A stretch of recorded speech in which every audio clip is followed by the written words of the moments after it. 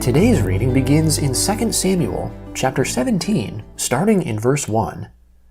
Moreover, Ahithophel said to Absalom, "Let me now choose 12,000 men, and I will arise and pursue after David tonight. I will come on him while he is weary and exhausted, and will make him afraid.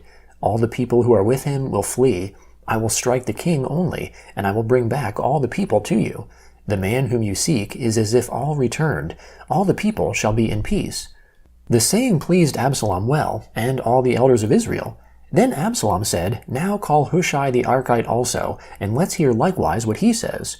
When Hushai had come to Absalom, Absalom spoke to him, saying, "Ahithophel has spoken like this. Shall we do what he says? If not, speak up." Hushai said to Absalom, "The counsel that Ahithophel has given this time is not good." Hushai said moreover, "You know your father and his men, that they are mighty men, and they are fierce in their minds, like a bear robbed of her cubs in the field.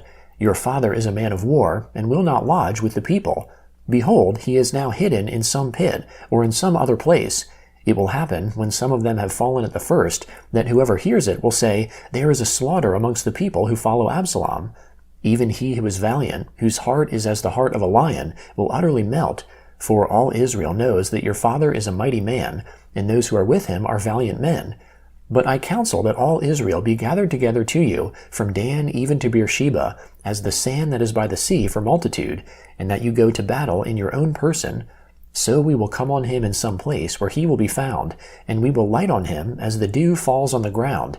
Then we will not leave so much as one of him and of all the men who are with him. Moreover, if he has gone into a city, then all Israel will bring ropes to that city, and we will draw it into the river, until there isn't one small stone found there." Absalom and all the men of Israel said, "The counsel of Hushai the Archite is better than the counsel of Ahithophel." For the Lord had ordained to defeat the good counsel of Ahithophel, to the intent that the Lord might bring evil on Absalom. Then Hushai said to Zadok and to Abiathar the priests, "Ahithophel counseled Absalom and the elders of Israel that way, and I have counseled this way. Now therefore send quickly, and tell David, saying, 'Don't lodge tonight at the fords of the wilderness, but by all means pass over, lest the king be swallowed up, and all the people who are with him.'" Now Jonathan and Ahimaaz were staying by En-Rogel, and a female servant used to go and report to them, and they went and told King David, for they couldn't risk being seen coming into the city. But a boy saw them and told Absalom. Then they both went away quickly and came to the house of a man in Bahurim, who had a well in his court, and they went down there.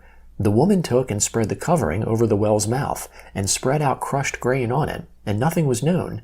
Absalom's servants came to the woman to the house, and they said, "Where are Ahimaaz and Jonathan?" The woman said to them, "They have gone over the brook of water." When they had sought and could not find them, they returned to Jerusalem. After they had departed, they came up out of the well, and went and told King David. And they said to David, "Arise and pass quickly over the water, for thus has Ahithophel counseled against you."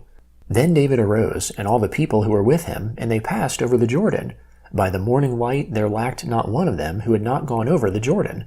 When Ahithophel saw that his counsel was not followed, he saddled his donkey, arose, and went home to his city, set his house in order, and hanged himself, and he died, and was buried in the tomb of his father. Then David came to Mahanaim. Absalom passed over the Jordan, he and all the men of Israel with him. Absalom set Amasa over the army instead of Joab.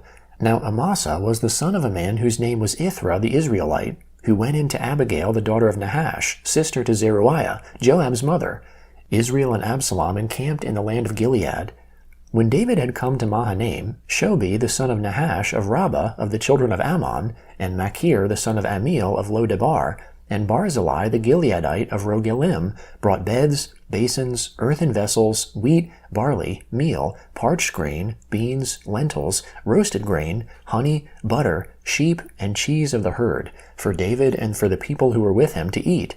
For they said, "The people are hungry, weary, and thirsty in the wilderness." The Gospel of John, chapter 19, starting in verse 23. Then the soldiers, when they had crucified Jesus, took his garments and made 4 parts, to every soldier a part, and also the tunic.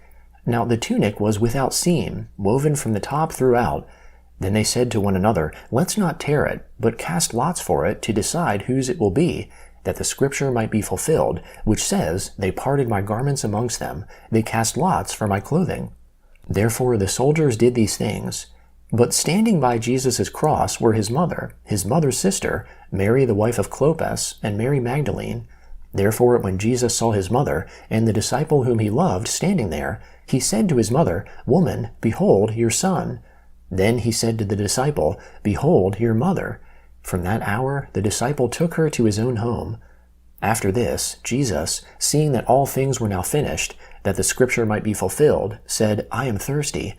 Now a vessel full of vinegar was set there, so they put a sponge full of the vinegar on hyssop, and held it at his mouth. When Jesus therefore had received the vinegar, he said, It is finished. Then he bowed his head, and gave up his spirit.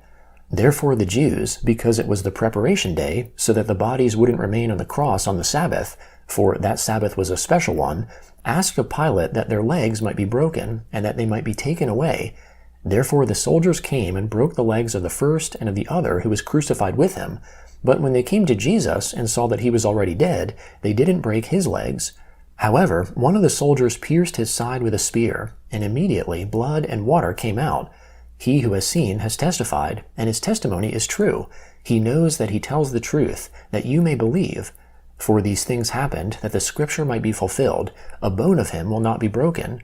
Again, another scripture says, They will look on him whom they pierced. After these things, Joseph of Arimathea, being a disciple of Jesus, but secretly for fear of the Jews, asked of Pilate that he might take away Jesus' body. Pilate gave him permission. He came therefore and took away his body.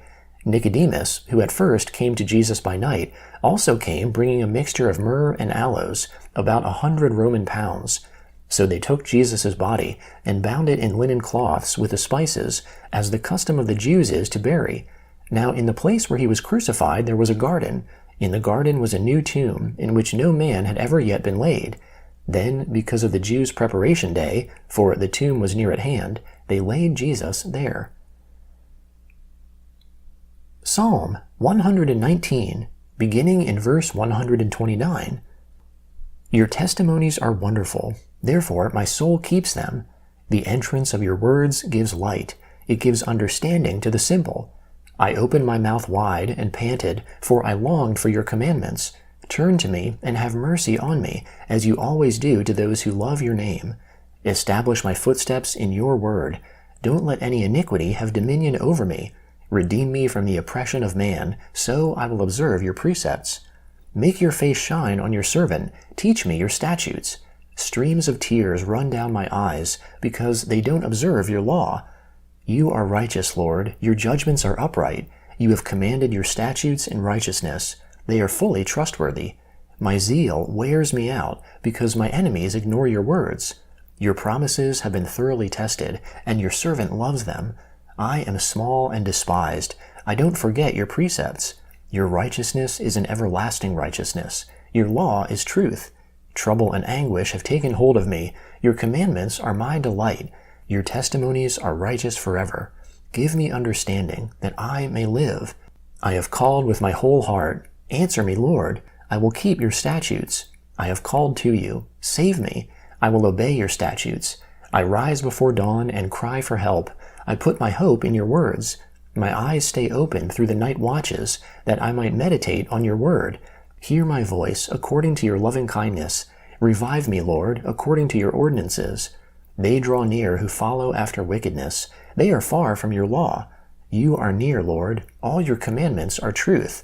Of old I have known from your testimonies that you have founded them forever. Proverbs chapter 16, starting in verse 12. It is an abomination for kings to do wrong, for the throne is established by righteousness. Righteous lips are the delight of kings. They value one who speaks the truth.